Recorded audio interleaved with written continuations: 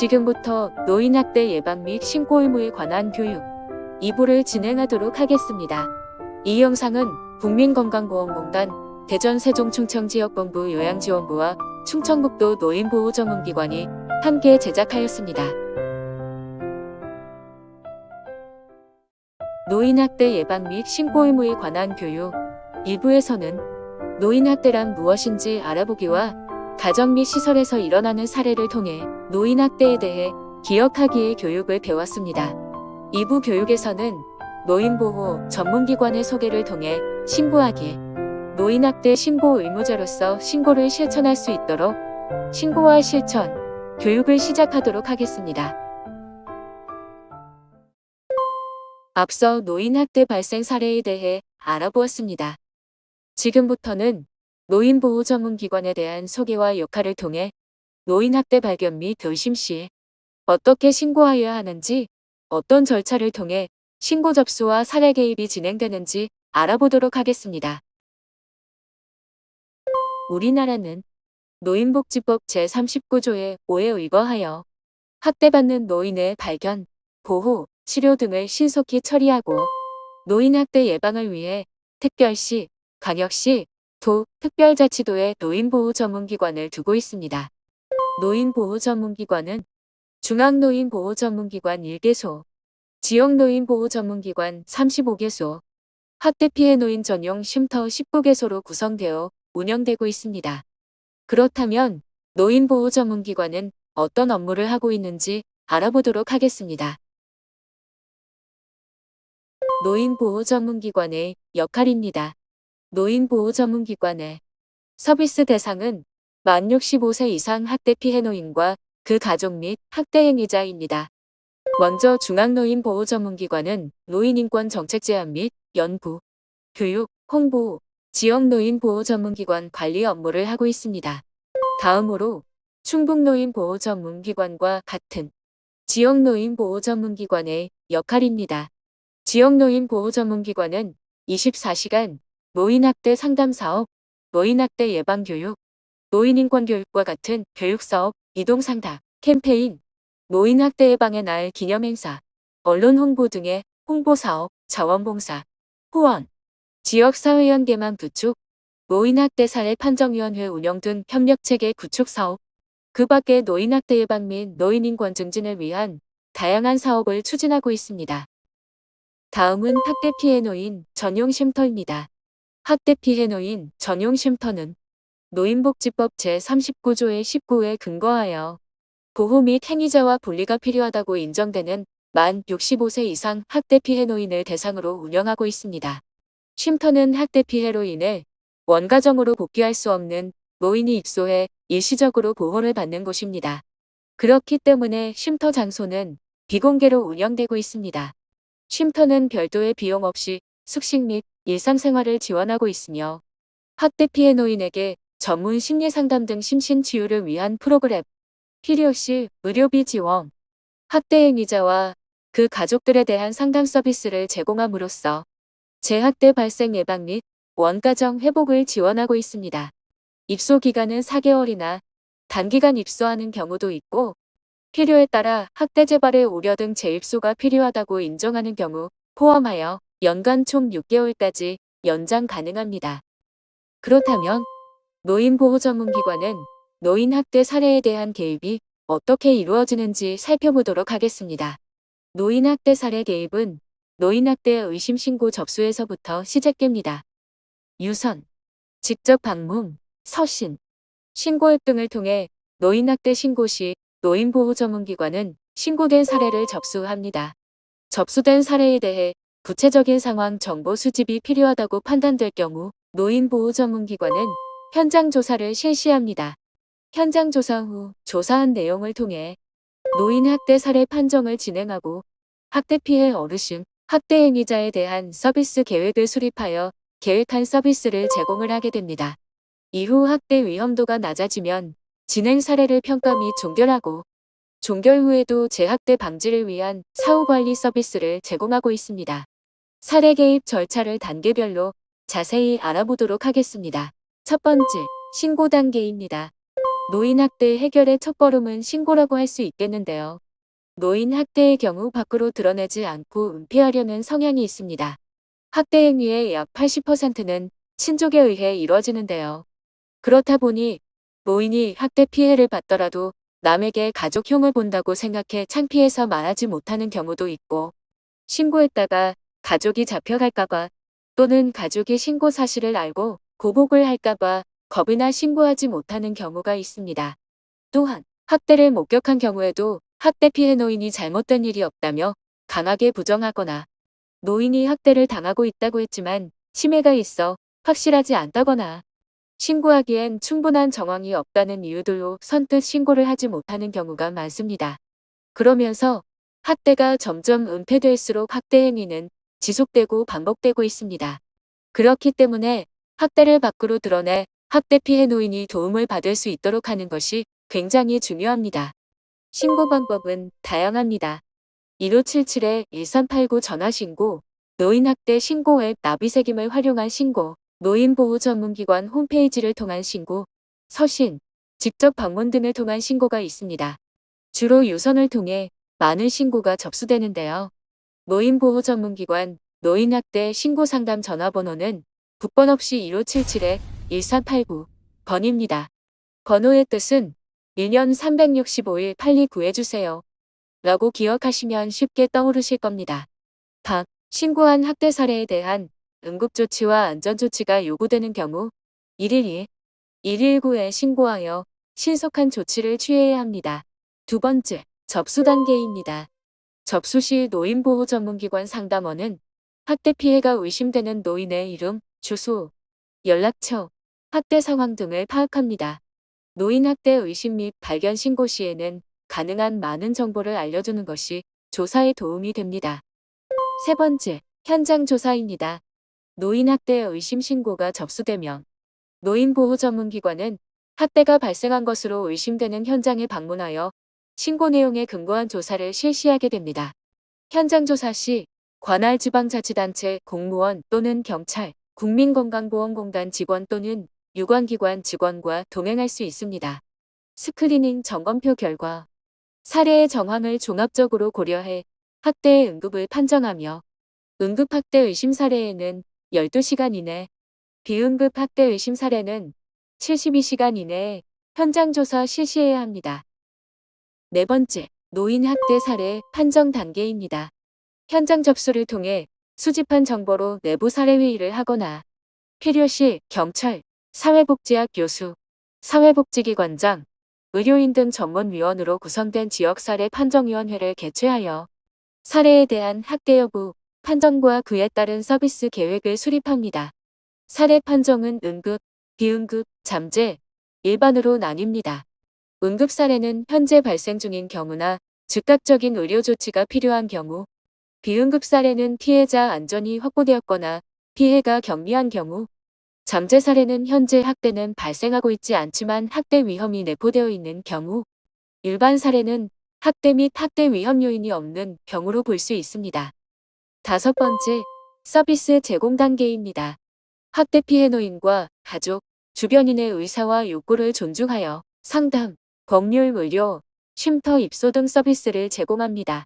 학대 행위자의 알코올 및 정신질환 치료 설득, 주거 분리를 위한 정보 제공, 복지 서비스, 정보 제공 및 유관기관 연계 등 욕구에 맞춰 개별적인 서비스로 진행됩니다. 간혹 사례 진행 중 변수가 생겨 개입 방향 수정이 필요한 경우 제사적 및 내부 사례 회의를 실시해 학대 피해 노인의 새로운 욕구 파악, 욕구에 맞는 서비스 수행을 진행하게 됩니다. 여섯 번째, 평가 및 종결 단계입니다. 학대 피해 어르신의 안전을 확인했을 때 학대 위험도가 낮고 지원이 완료된 경우 사례를 종결합니다. 사례 종결은 종결 지표를 통해 노인 학대 사례 종결의 적절성을 객관적으로 판단하고 종결평가 회의를 진행해 개인 목표 달성 여부 확인, 학대 재발 위험 여부 확인, 사례 종결 여부를 결정합니다. 마지막으로 지속적인 사후관리 단계입니다. 종결 이후 학대 피해 어르신의 안전 유지, 학대 재발 가능성 방지 및 예방을 목적으로 필요에 따라 사후관리를 진행합니다. 종결지표 점수 구간에 따른 사후관리 권고 횟수를 참조하고 종결평가회의 때 논의한 내용에 따라 사후관리를 계획하고 실시합니다. 지금까지 가정 내 노인 학대 사례 개입 절차에 대해 알아보았는데요. 시설 학대의 경우 가정 내 학대 사례 개입 절차와 많은 부분에서 유사하지만 상이한 부분이 있습니다. 시설 학대는 신고 접수 시 학대 발생 의심 시설을 방문해 사실 확인을 하는 현장 조사가 진행되며 현장 조사 시 지자체 담당 공무원과 함께 업무 분장 후 동행합니다. 본기관은 현장 조사 시 확보한 증거를 토대로 학대 여부를 최종 판정해 사례 판정서를 관할 지자체에 공문 발송하면 관할 지자체에서 행정처분 여부를 판단해 실시합니다. 마지막으로 오늘 교육의 핵심 주제인 노인학대 신고 의무자에 대해 알아보겠습니다. 선생님들은 노인학대 신고 의무자에 대해 알고 계신가요? 혹은 내가 노인학대 신고 의무 직군인지 명확히 알고 계신가요? 노인학대 신고 의무자는 노인학대를 쉽게 발견할 수 있는 직군을 의미하며 노인복지법 제39조의 6의 노인학대 신고 의무자는 노인학대를 알게 된 때에는 노인보호 전문기관이나 수사기관에 즉시 신고해야 한다라고 명시되어 있습니다. 화면에 보이는 것은 노인복지법 제39조의 6에 명시되어 있는 노인학대 신고 의무자 직군입니다. 신고 의무자가 해야 할 일은 비슷하지만 직군별 노인학대 신고 의무자의 역할에 대해 간단히 알아보도록 하겠습니다. 먼저 의료 현장에서 일하는 의료직군에 대한 역할입니다. 1. 노인학대가 의심되는 상처나 손상을 보게 된다면 진단 및 치료를 통해 더 이상 심한 손상을 입지 않도록 조치합니다. 2. 또한 노인학대 판정 등을 위한 정확한 의학적 평가를 시행하고 증거물 또는 기록을 남기는 것이 좋습니다. 3. 마지막으로 노인학대를 노인보호 전문기관이나 수사기관에 신고합니다. 다음은 노인복지시설 및 관련 기관 종사자에 대한 역할입니다. 1. 서비스 제공 시 학대 행위를 목격했거나 의심되는 상황이 보이며 신속히 노인보호 전문기관 또는 수사기관으로 신고합니다. 2. 노인 학대 사례 의뢰 시 학대 사례와 관련된 정보를 구두 또는 문서로 전달합니다. 3. 마지막으로 노인 학대 가능성이 있는 사례를 지속적으로 관리, 모니터링하여 학대 발생 시 노인보호 전문기관과 협력하여 공동 대처할 수 있도록 합니다. 노인복지시설 관련 종사자는 어르신과 가장 가까운 곳에서 함께하며 밀접한 관계를 유지하는 직업군입니다. 서비스 대상 어르신 중 노인학대가 의심되거나 목격 시 노인보호 전문기관 또는 수사기관으로 빠른 신고 부탁드리며 노인보호 전문기관과 함께 재학대 방지를 위한 지속적인 모니터링 부탁드립니다. 마지막으로 공무원에 대한 역할입니다. 첫째, 서비스 제공 시 학대 행위를 목격했거나 의심되는 상황이 보이며 신속히 노인보호 전문기관 또는 수사기관으로 신고합니다. 둘째, 노인보호 전문기관에 학대 피해 노인 및 학대 행위자 또는 보호자 신분조회 요청에 적극 협조합니다. 마지막으로 학대 피해 노인 및 가족에게 제공 가능한 정부의 보호 및 지원 조치를 적극적으로 취하고 노인학대 경험 및 가능성이 있는 가정을 지속적으로 관리합니다. 지역사회의 노인학대를 예방하기 위해 노인학대와 관련된 정책을 수립하거나 제도 개선에 적극적으로 참여하고 노인학대의 사회적 인식 제고를 위해 함께 노력해 주실 것을 요청드립니다. 화면에 보이는 해당 법률을 참고하시면 내가 노인학대 신고 의무자인지 자세히 파악할 수 있습니다. 그렇다면 노인학대 신고 의무자의 신고 비율은 어떠하고 어떤 직군에서 신고를 적극적으로 하는지 현황을 통해 알아보도록 하겠습니다. 2020년 노인학대 현황 보고서에 따르며 2020년 한 해 동안 노인보호 전문기관으로 신고 접수된 16,973건 중 노인학대 신고 의무자 직군에 의한 노인학대 사례 신고 건수는 939건으로 전체 신고 비율의 15%를 차지합니다. 높은 비율은 아니지만 매년 증가하고 있는 추세입니다. 지금까지 노인학대 신고 의무자의 신고 현황, 직군, 유형 등에 대해 알아보았습니다. 노인학대 신고는 실천해야겠다는 다짐도 중요하지만 해야 하는 의무로 기억해야 합니다. 그 이유는 노인복지법의 신고의무자의 의무와 의무를 이행하지 않았을 때의 조항, 신고의무자 직권이라면 받아야 하는 교육이 법령으로 명시되어 있기 때문입니다. 노인학대 신고의무자는 노인복지법상 신고의 의무, 교육의 의무가 있으며 노인학대 신고의무자가 신고의무를 위반하여 노인학대를 신고하지 않을 시 노인복지법 제61조의 2, 제2항 2호에 의해 500만 원 이하의 과태료를 부과합니다. 노인학대 신고의무자 직군분들은 신고를 실천해야겠다 라는 다짐도 중요하지만 해야 하는 의무로 기억해야 합니다. 나는 신고의무자이지만 한편으로는 노인학대를 신고했다가 내 신분이 노출되는 건 아닐까 하는 두려움으로 신고를 망설이는 경우가 있습니다. 이에 노인복지법에는 신고자의 신분과 비밀보장을 명시하고 있습니다.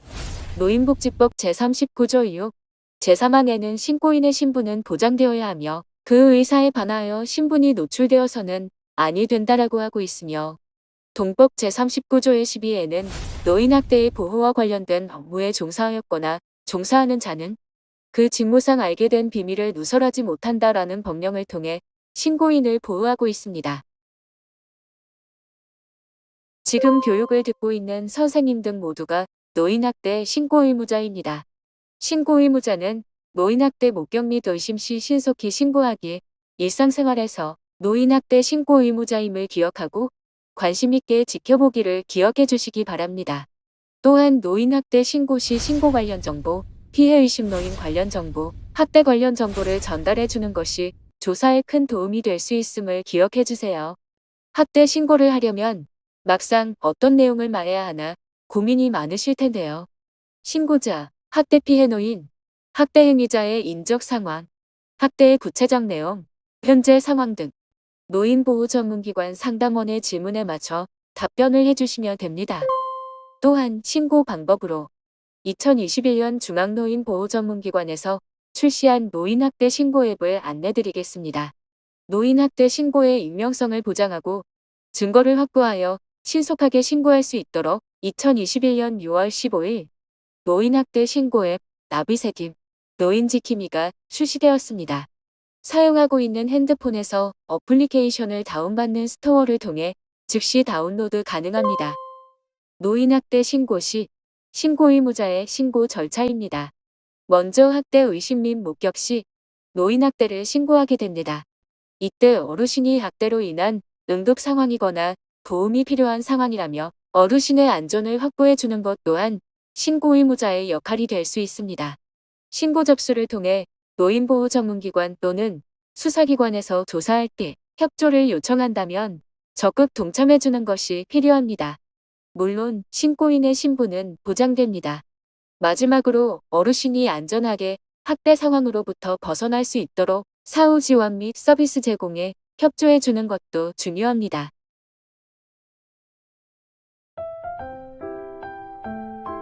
지금까지 노인학대 예방 및 신고 의무에 관한 교육이었습니다.